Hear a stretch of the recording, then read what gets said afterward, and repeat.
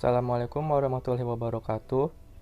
Perkenalkan, saya Randy Haidi Ramadansyah, mahasiswa dari Universitas Sultan Ageng Tirtayasa, Prodi Pendidikan Vokasional Teknik Mesin semester 4. Di video ini saya akan menjelaskan berbagai hal tentang pengelasan GMAW. Yang pertama ada dasar-dasar pengelasan GMAW. GMAW atau Gas Metal Arc Welding merupakan proses penyambungan dua buah logam atau lebih yang sejenis dengan menggunakan bahan tambah yang berupa kawat gulungan dan gas pelindung melalui proses pencairan.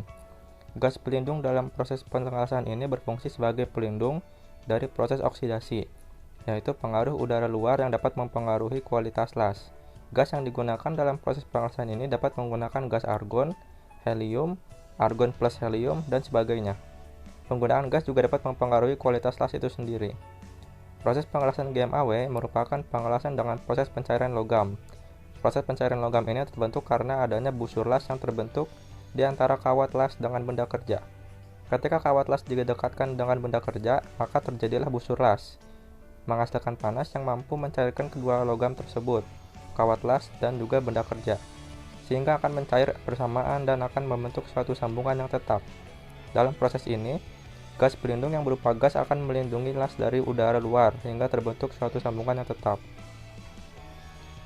Selanjutnya ada komponen-komponen mesin las GMAW. Yang pertama ada mesin las, kemudian elektroda, welding gun atau torch, tabung gas pelindung, regulator, dan gas mixturer. GMAW MIG atau metal inert gas dan juga metal active gas atau MAG. Welding proses tergantung dari beberapa parameter las sebagai berikut. Yang pertama ada voltage, tegangan, wire feed speed, kecepatan elektroda, welding speed, kecepatan pengelasan, dan type of shielding gas, tipe gas pelindung. Kawat las. Elektroda merupakan gulungan kawat yang berbentuk roll yang gerakan diatur oleh pasangan roda gigi yang digerakkan oleh motor listrik. Gerakan dapat diatur sesuai dengan keperluan. Tangkai las dilengkapi dengan nozzle logam untuk menghubungkan gas pelindung yang dialirkan dari botol gas melalui selang gas.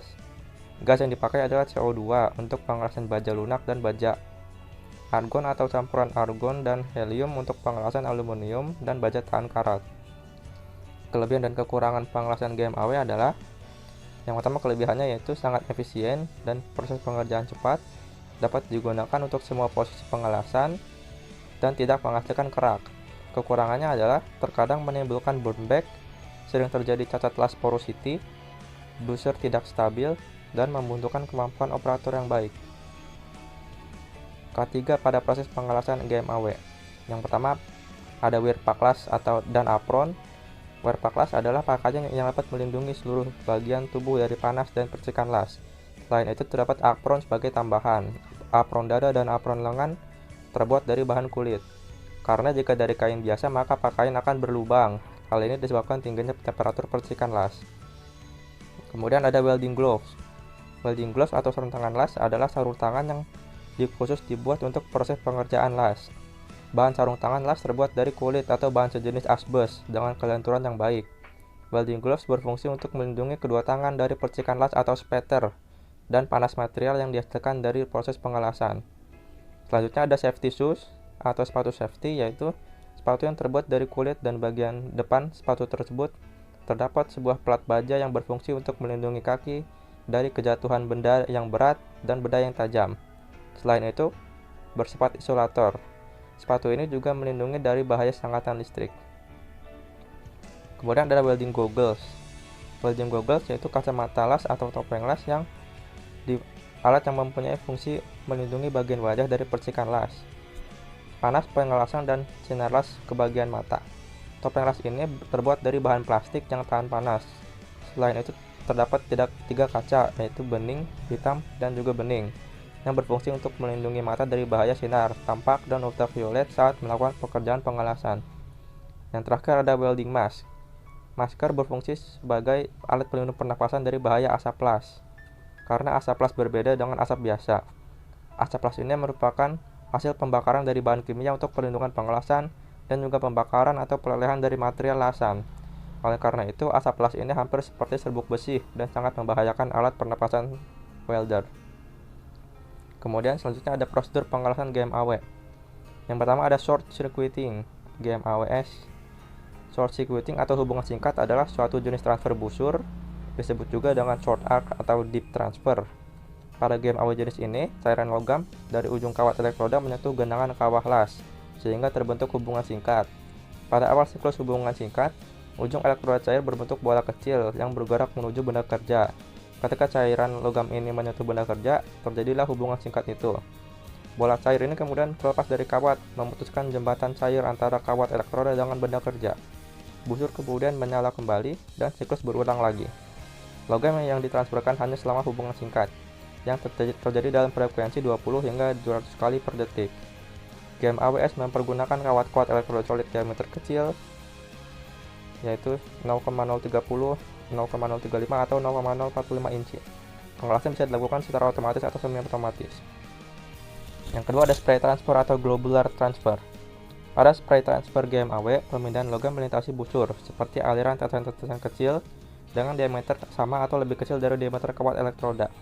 Spray transfer hanya dapat terjadi pada gas pelindung argon tinggi.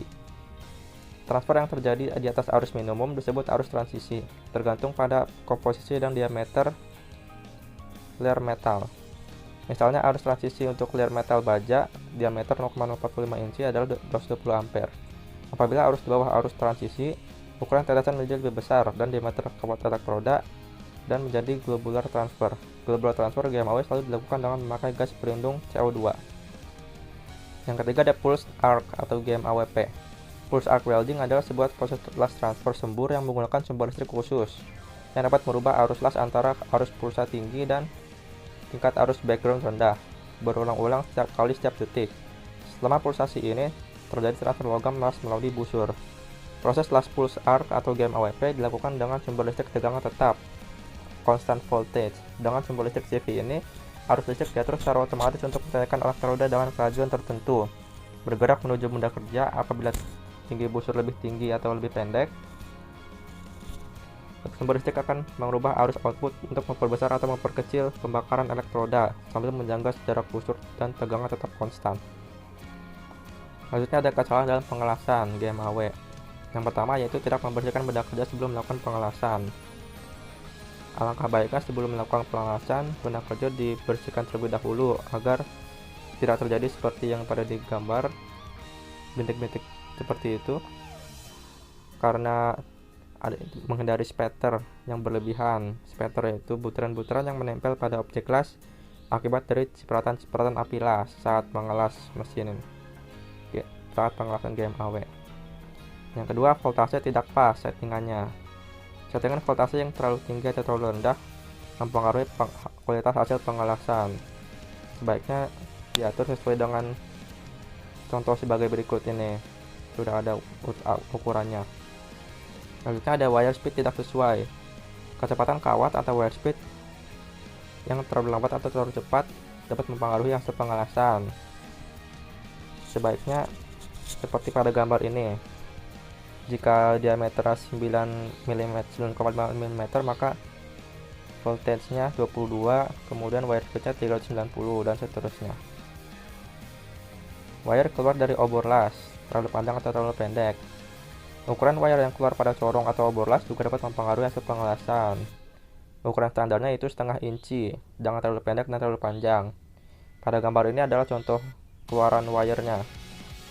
Yang pendek, terlalu pendek, benar, dan juga terlalu panjang.